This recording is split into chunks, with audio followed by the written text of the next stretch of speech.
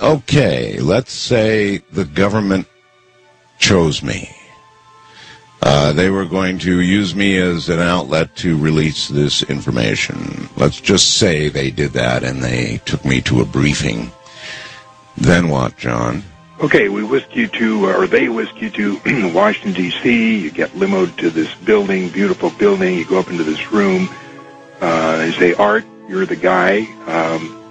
If you give us the go-ahead, we're going to release everything we know to the public. And if you decide to go ahead, all major networks will be provided with information on all aspects of the cover-up. No type of information will be withheld because of the deal for immunity for all participants of the cover-up provides that nothing, no artifact, no piece of information be withheld. So here's what happened, Art. And of course, this we'll use some videos and stills. Our first UFO recoveries were in the late 30s. We made a couple in the beginning of the 40s, and then came Roswell, which the public found out about. We got 2 live aliens from Roswell. One died shortly thereafter. One lived until 1956. And we found out that so far there are 18 different alien species that we know about monitoring Earth. Some are good, some are hostile. Most are indifferent. We found out that we are the experiment or product, if you will, of an alien race who we never met and really don't know who they are. All we know is that the Greys are cybernetic organisms, glorified robots, if you will, who work here at the behest of their employers, monitoring us through abductions. We were never able to find out what the experiment is all about, except that we have been externally corrected about 65 times, and they, the aliens, refer to us as containers. There has been speculation that the souls our bodies contains is the reason for the experiment, but nothing has been proven or determined. Since 1938, we have lost over 200 aircraft to UFO hostilities and thousands of soldiers in all kinds of different kinds of action with aliens. Since that time, several 100,000 civilians have disappeared with no trace. Several thousand were eliminated by us because of their chance encounters with aliens, which we could ill afford to have publicized. A slightly more frightening phenomenon known as human mutilations have occurred on a regular basis and are similar to the cattle mutilations in that the humans are taken from the street, so to speak, and returned to the same area about 45 minutes to an hour later, with their rectums poured out, their genitals removed, their eyes removed from their sockets, and completely drained of blood. In all cases, it appears that the mutilation procedures occurred while the persons were still alive and conscious. One of our scientists speculated that apparently the human specimens had to be alive for the samples to be worth anything. Abductions occur on a daily basis throughout the United States to at least 10% of the population. And when we first became aware of this, we protested to the little gray being that we held in the captivity at the YY-2 facility at Los Alamos. But a deal was struck that in exchange for advanced technology from the aliens, we would allow them to abduct a very small number of persons, and we would be periodically given a list of those persons abducted.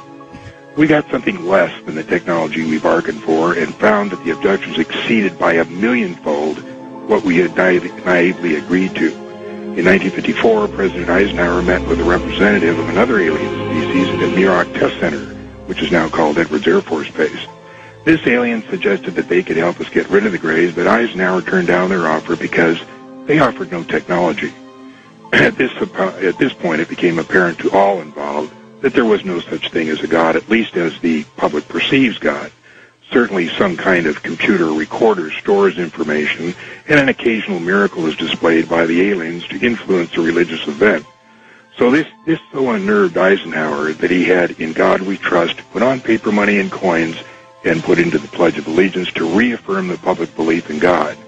Shortly after this, it was determined at meetings between the U.S. and Russians that the situation was serious enough that a Cold War should be manufactured as a ruse to divert attention of the public away from UFOs and towards some other scary threat, the H-bomb. Wow. It was also decided to keep the ruse secret from any elected or appointed official within both the U.S. and Russian government, as long as it took so long to vet these officials, and the ruse was easier to manage if the top people didn't know about it. In the late 1950s, NASA was formed to compartmentalize, containerize, and sanitize information from all space platforms and vehicles. We sold NASA to the public, claiming that all information would belong to them. Actually, they got very little, and even that was highly sanitized. Our first efforts were to keep the public from learning about Venus, and that it's a similar planet to Earth, and that its population is very similar to us, but more technologically advanced. We had learned a lot from them. Starting with the Russian Venera 1 and U.S. Mariner 2, we made Venus look like a lead-melting volcanic surface spewing sulfuric acid into a pressurized atmosphere 90 times that of Earth. And was often the case we overdid it and wondered why no one ever asked how a parachute survived a descent into 800-degree air. We set up operations in Pine Gap, Australia to preclude any prying eyes trying to figure out what we were up to.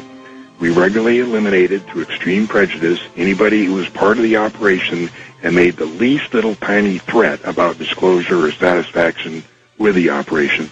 Any space mission that included Mercury, Gemini, Apollo, Mariner, Voyager, Clementine, and all the rest, all data initially came transmitted to Pine Gap, and then it was relayed to JPL or wherever after the sanitizing. We had a little trouble with amateur radio operators, but we figured out when they figured out how they could intercept these signals, but we managed to deal with that. When the Russian threat began to fade, we introduced Vietnam, which kept the public occupied for over 10 years. The cover-up and the personnel to run the operation began to get bigger and bigger and required more and more money. We were enforced to inflate the defense budget, which soon was not enough. Then we got into the drug business, which was still not enough. We were the ones that looted the savings and loan industry and Wall Street to boot. It is so out of control now, most people want immunity and want out. But there is so much secrecy and so many double and triple blinds in place that it is unlikely that this thing can ever be dismantled. And even if you give us the go-ahead to spill the beans to the public, it's unlikely they will get anything more than, yes, we recovered a flying saucer, and yes, there was an occupant, but that's all we're going to tell you. So go ahead and roll the tape for Mr. Bell. What you see here are the human mutilations look like. That one was a male about 27 years old. Now that film is of dead aliens being pulled from the wreckage of their craft that crashed in Atlanta, California in the 50s. That craft you see over there was over 250 feet in diameter and had to be buried on the spot. That site is in Utah near Dugway Proving Grounds.